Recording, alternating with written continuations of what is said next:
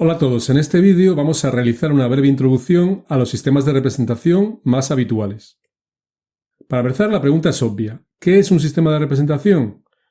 Bueno, como todos sabéis, el mundo real está formado por objetos y en general espacios tridimensionales. Y nosotros, en multitud de ocasiones, tratamos de representar estos objetos o espacios tridimensionales sobre un soporte bidimensional. Por ejemplo, una hoja de papel, el lienzo de un cuadro, una pizarra, la pantalla de un ordenador, una pared, etc. Pues bien, un sistema de representación es la herramienta geométrica, o si queréis, el conjunto de pasos que me permiten pasar de las 3 dimensiones del espacio a las 2 dimensiones del papel. Para lograr su objetivo, los sistemas de representación utilizan una transformación geométrica denominada proyección, que consiste en hacer corresponder a cada punto del espacio tridimensional un punto del espacio bidimensional mediante un conjunto de rectas denominadas rayos proyectantes. Los elementos que intervienen en esta operación son 3. En primer lugar, el objeto o espacio tridimensional que queremos representar. En segundo lugar, el plano donde proyectamos, es decir, nuestra hoja de papel. Y por último, los rayos proyectantes, que son las rectas que hacen corresponder a cada punto del espacio tridimensional un punto del plano de proyección. A la figura que se obtiene la denominamos proyección. La forma de realizar la proyección, junto con la orientación del objeto y del plano o planos de proyección, da lugar a los diferentes sistemas de representación. En principio, distinguimos dos tipos de proyección. La proyección cilíndrica, en la que todos los rayos proyectantes son paralelos entre sí, y la proyección cónica, en la que todos los rayos proyectantes convergen en un punto denominado centro de proyección. A su vez, la proyección cilíndrica puede ser ortogonal, cuando los rayos proyectantes son perpendiculares al plano de proyección, es decir, caen a plomo sobre él, u oblicua, cuando los rayos proyectantes, aun siendo paralelos, forman un determinado ángulo con el plano de proyección. ¿Es suficiente con una sola proyección para crear un sistema de representación? La respuesta es un rotundo no. Si lo pensáis un poco, veréis que es imposible plasmar toda la información de un objeto o espacio tridimensional en una sola imagen en 2 dimensiones. Os voy a poner un ejemplo. Mirad estos 2 triángulos que son la proyección de una pirámide. ¿Cuál diríais que está más cerca? Es imposible saberlo. La pantalla del ordenador, de la tablet o del móvil donde estáis viendo este vídeo solo puede mostraros imágenes en 2 dimensiones y por tanto es imposible que sepáis cuál de las pirámides está más cerca. Únicamente si yo muevo la pantalla y os muestro otra imagen de la misma escena, veréis que la pirámide roja estaba más cerca. ¿A qué se debe esto? Pues a que los humanos captamos la tercera dimensión, es decir, la profundidad, gracias a que tenemos 2 ojos. Cada vez que miramos algo, obtenemos una imagen ligeramente diferente de ese algo con cada uno de nuestros 2 ojos. Esto se llama disparidad retinal. Nuestro cerebro fusiona esas 2 imágenes en una sola, añadiendo información sobre la profundidad que no somos conscientes de que está ahí, pero que sí está ahí. Está dentro de nuestro cerebro. ¿Qué conclusión podemos sacar de todo esto? Pues que para tener toda la información del espacio tridimensional necesitamos al menos 2 imágenes de la escena. Es decir, no podemos ser más inteligentes que la naturaleza, que nos ha puesto 2 ojos por algo. Por tanto, cualquier sistema de proyección que pretenda representar el espacio tridimensional necesitará trabajar con al menos 2 proyecciones. Bueno, pues vamos a ver ya los diferentes sistemas de representación. Aunque existen más, podemos decir que hay 4 sistemas de representación principales y que son los que se estudian usualmente en cualquier curso de dibujo técnico. Serían los siguientes: el sistema diédrico, el sistema acotado, el sistema axonométrico y el sistema cónico. Vamos a comentar brevemente cada uno de ellos, sus ventajas, sus inconvenientes y para qué se utilizan o utilizaban.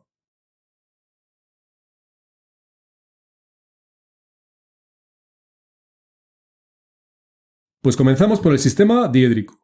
El sistema diédrico emplea la proyección cilíndrica ortogonal y al menos dos planos de proyección perpendiculares entre sí, que usualmente denominaremos como plano horizontal y plano vertical. Aunque a estos dos planos de proyección podéis añadirles todos los que queráis, como mínimo necesitamos dos planos. Vamos a ver cómo se representa un objeto tridimensional en el sistema diédrico. Imaginaros que queremos representar un coche en una hoja de papel.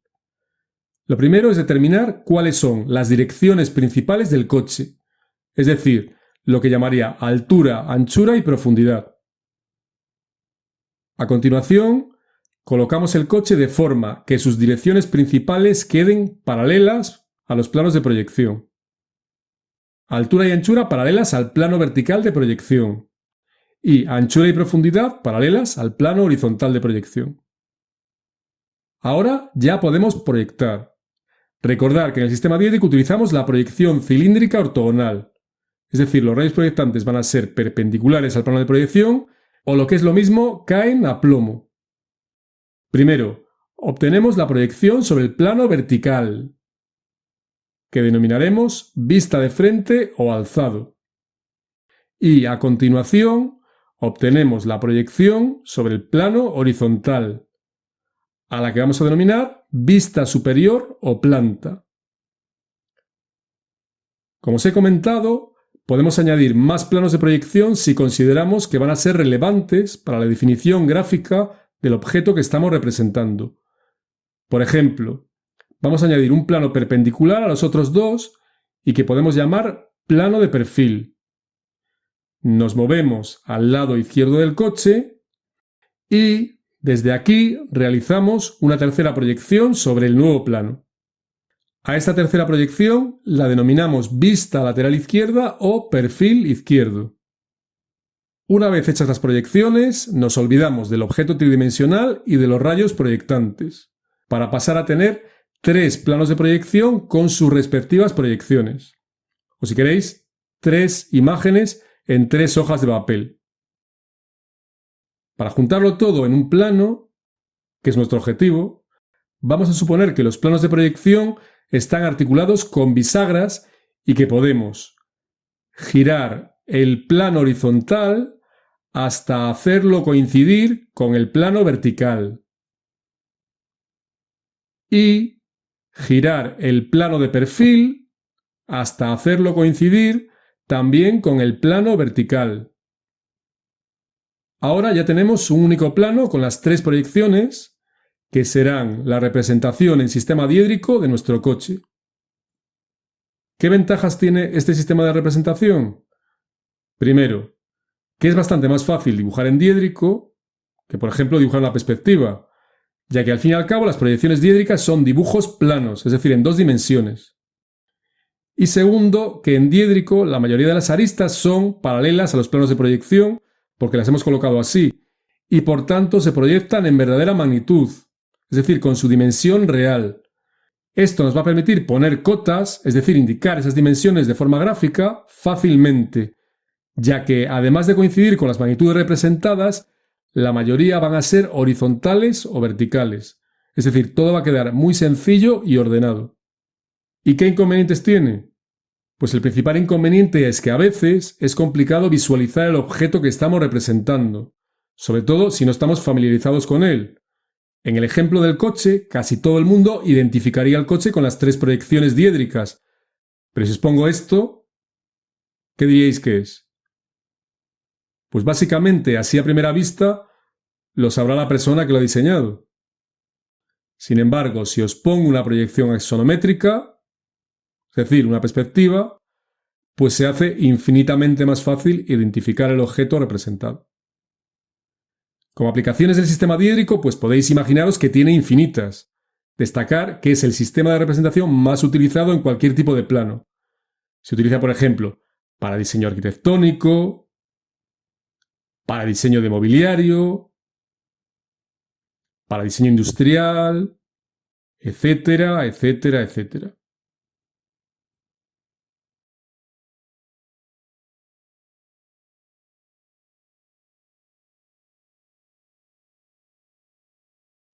Bueno, pues vamos con el sistema acotado de representación. El sistema acotado es muy parecido al sistema diédrico. Ambos emplean la proyección cilíndrica ortogonal. Esto es, los rayos proyectantes son paralelos entre sí y perpendiculares al plano de proyección. Pero en el sistema acotado, a diferencia del diédrico, se utiliza un único plano de proyección, con lo cual, en principio, no se cumpliría aquello que decíamos de que cualquier sistema de representación necesita al menos dos planos de proyección. Después veremos cómo se soluciona esto.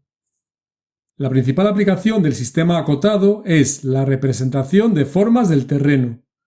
Vamos a verlo con un ejemplo. Imaginaros que esto de aquí es una montaña y que yo quiero representarla en una hoja de papel que va a ser mi plano de proyección. En primer lugar, vamos a hacer una copia del plano de proyección más abajo para poder visualizar mejor todo el proceso. Si proyectase todos los puntos de la montaña, estos cubrirían por completo el papel y no vería absolutamente nada. Para resolver esto voy a considerar en primer lugar todos los puntos de la montaña que están a una determinada altura con respecto al plano de proyección, por ejemplo a 50 metros. Todos esos puntos formarán una curva cerrada, que será el resultado de intersecar la montaña con un plano paralelo al plano de proyección 50 metros por encima de este. Proyectamos esa curva sobre el plano de proyección. Repetimos el proceso con los puntos situados a una altura de 100 metros. A 150 metros.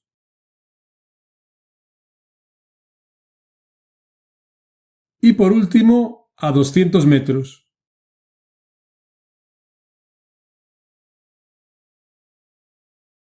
Ahora ya me olvido de la montaña en 3 dimensiones y me quedo con la proyección en mi hoja de papel.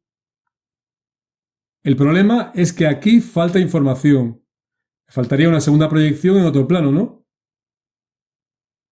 Pues la solución que nos da el sistema acotado es sustituir ese segundo plano de proyección por una serie de números que nos dan la altura o cota, de ahí el nombre del sistema, de determinados puntos sobre el papel, es decir, sobre el plano de proyección.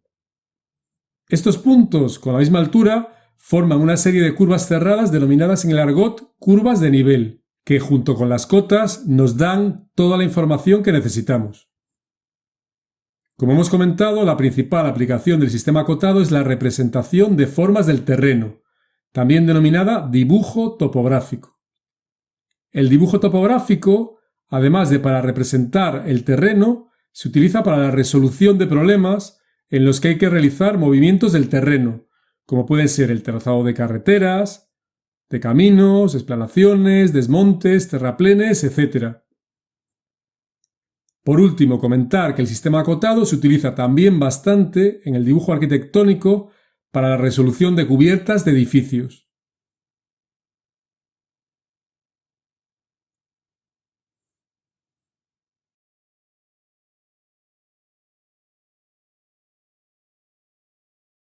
El tercero de los sistemas de representación que vamos a ver es el sistema axonométrico.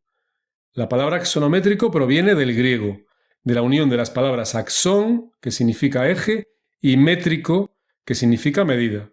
Por tanto, literalmente, axonométrico significa medida en el eje. Después veremos qué quiere decir esto. El sistema axonométrico también emplea la proyección cilíndrica, esto es, los rayos proyectantes, como ya sabemos, van a ser paralelos entre sí. Pero, a diferencia del sistema diédrico o del sistema acotado, en el sistema axonométrico distinguimos dos variantes. El sistema axonométrico ortogonal, que emplea la proyección cilíndrica ortogonal, y el sistema axonométrico oblicuo, que emplea la proyección cilíndrica oblicua. Vamos a ver primero cómo funciona el sistema axonométrico ortogonal. Comenzamos colocando el objeto que queremos representar con sus direcciones principales, lo que denominábamos altura, anchura y profundidad, oblicuas a un plano de proyección que denominamos plano del cuadro y que va a ser nuestra hoja de papel. A continuación, proyectamos, recordar que la proyección es cilíndrica ortogonal, proyectamos el objeto sobre el plano del cuadro y obtenemos así nuestra proyección. A esta proyección la vamos a denominar proyección directa o perspectiva y va a ser la que habitualmente realicemos en la práctica. Dependiendo de cómo orientemos con respecto al plano del cuadro las direcciones principales que comentábamos, vamos a poder construir tres tipos de perspectivas. La perspectiva isométrica, en la que las tres direcciones principales forman el mismo ángulo de inclinación con respecto al plano del cuadro. Esto se traduce en una perspectiva con los mismos ángulos para las tres direcciones principales. La perspectiva dimétrica, en la que dos de las direcciones principales forman el mismo ángulo con el plano del cuadro y la tercera un ángulo diferente. Con lo cual, en la perspectiva ocurrirá lo mismo y habrá dos ángulos iguales y uno diferente. Y la perspectiva trimétrica, en la que las tres direcciones principales forman ángulos diferentes con el plano del cuadro, y eso se traduce en tres ángulos diferentes también en la perspectiva. Algo importante en este tipo de perspectivas es que las aristas del objeto representado, como no son paralelas al plano de proyección, al proyectarse lo van a hacer modificando su magnitud. En concreto, como vemos en la figura, las dimensiones se hacen más pequeñas, por lo que si medimos con una regla en la perspectiva, obtendremos un valor inferior al valor real de la dimensión que estamos midiendo. Esta reducción depende del ángulo de inclinación de la arista en cuestión con respecto al plano del cuadro. Cuanto mayor sea dicho ángulo, más reducción habrá.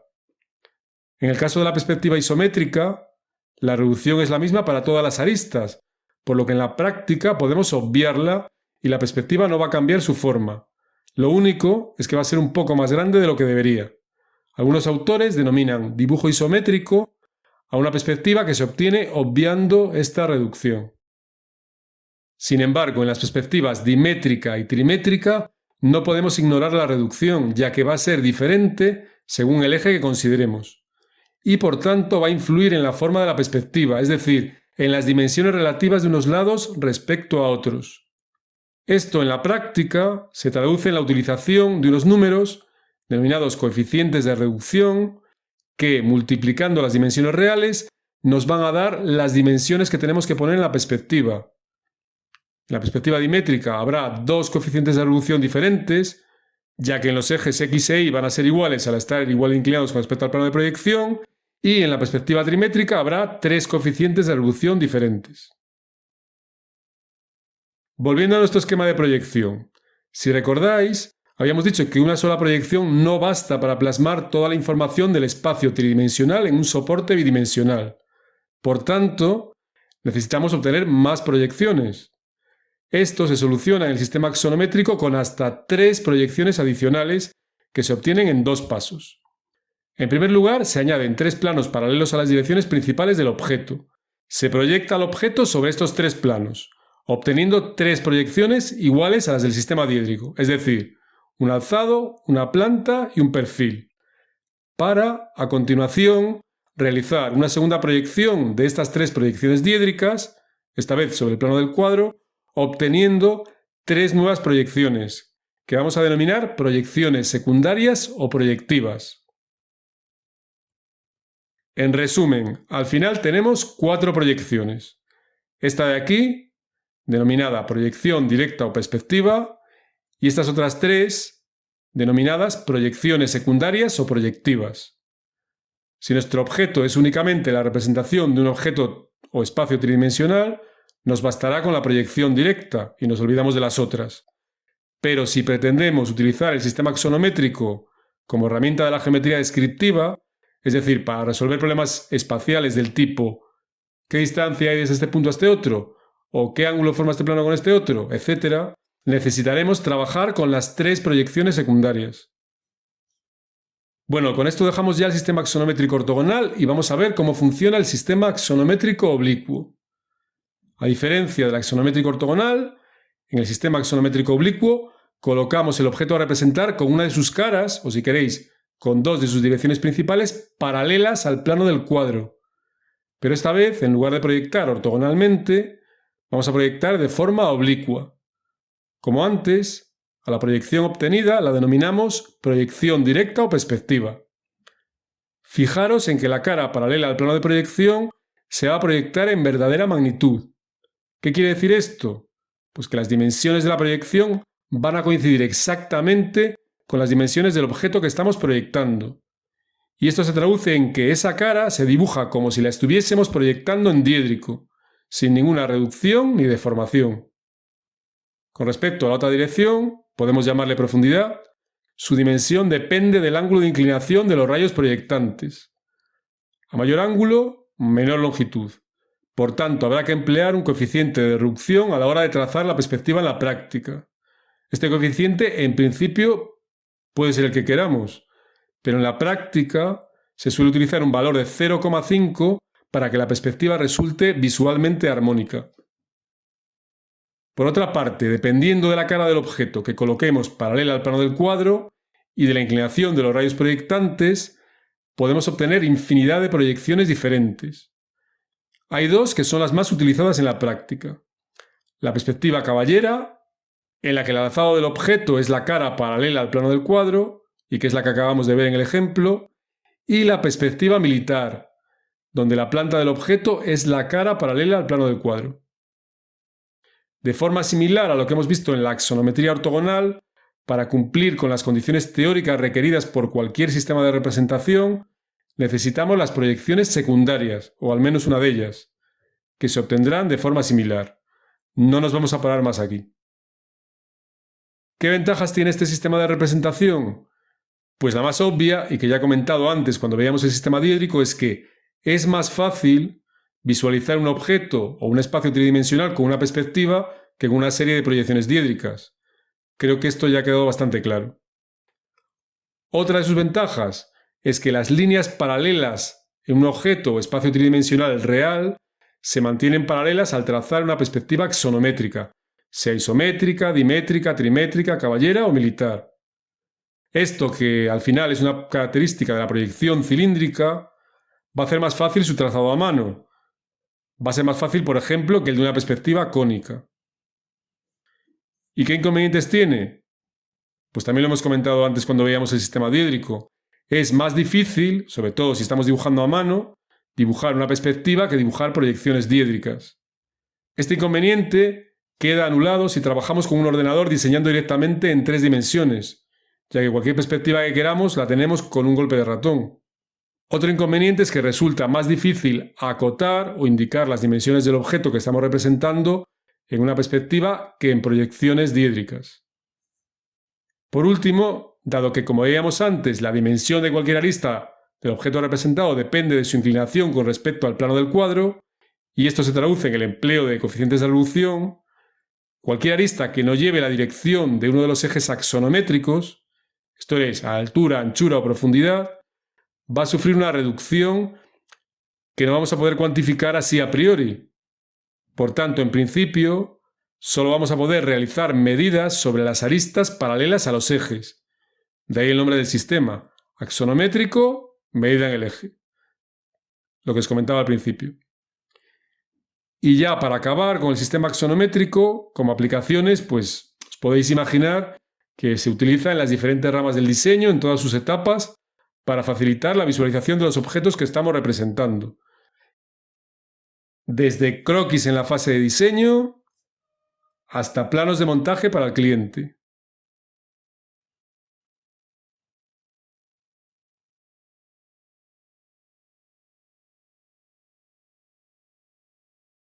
Bueno, pues el último de los sistemas de representación que vamos a ver es el sistema cónico. En el sistema cónico siempre vamos a tener 3 elementos fundamentales, que son el objeto o espacio tridimensional a representar, el plano de proyección denominado, como en el caso del axonométrico, plano del cuadro, y el punto de vista, que es donde se supone que se encuentra el ojo del observador. Como su propio nombre indica, el sistema cónico va a emplear la proyección cónica, tomando como centro de proyección justamente el punto de vista. Entonces, si proyectamos de forma cónica el objeto que queremos representar, obtenemos esta proyección de aquí, denominada perspectiva cónica. Fijaros que proyectar de forma cónica es como si el plano de proyección capturase los fotones de luz que parten del objeto tridimensional que estamos observando. De hecho, el objetivo del sistema cónico es crear una proyección que sustituya al objeto tridimensional que queremos representar sin que el ojo note la diferencia. Es decir, que si eliminamos el objeto real representado y dejamos solo la proyección, nuestro ojo no debería darse cuenta ya que está viendo lo mismo. Dependiendo de la orientación del objeto a representar con respecto al plano del cuadro, vamos a poder distinguir dos tipos de perspectivas cónicas. La perspectiva cónica frontal, o de un punto de fuga, cuando dos de las direcciones principales del objeto, o si queréis una de sus caras, son o es paralelas al plano del cuadro. La cara paralela se proyecta de forma que lo que era paralelo en la realidad lo sigue siendo en la perspectiva. Sin embargo, todas las rectas paralelas a la tercera dirección principal convergen en un punto que suele denominarse punto de fuga. Esto es algo que, como veremos cuando estudiemos con más detalle el sistema cónico, ocurre con cualquier línea no paralela al plano del cuadro. Además de la perspectiva cónica frontal, tenemos la perspectiva cónica oblicua, que puede ser de 2 o de 3 puntos de fuga, según que 2 o 3 respectivamente de las direcciones principales sean oblicuas al plano del cuadro, y por lo tanto fuguen. Como ya sabemos, una sola proyección no va a ser suficiente para plasmar toda la información del espacio tridimensional en un soporte bidimensional. Esto lo podemos solucionar en el sistema cónico con una proyección adicional, que se obtiene en dos pasos. En primer lugar, proyectamos el objeto a representar mediante una proyección cilíndrica ortogonal sobre un plano perpendicular al plano del cuadro, denominado plano geometral, que podríamos ver como el suelo. Y a continuación, realizamos una segunda proyección, esta vez cónica, de la proyección anterior sobre el plano del cuadro. A esta segunda proyección la vamos a denominar proyección secundaria o proyectiva. Con estas dos proyecciones ya tenemos toda la información del espacio tridimensional recogida en nuestro soporte bidimensional y podemos utilizar el sistema cónico como herramienta de la geometría descriptiva.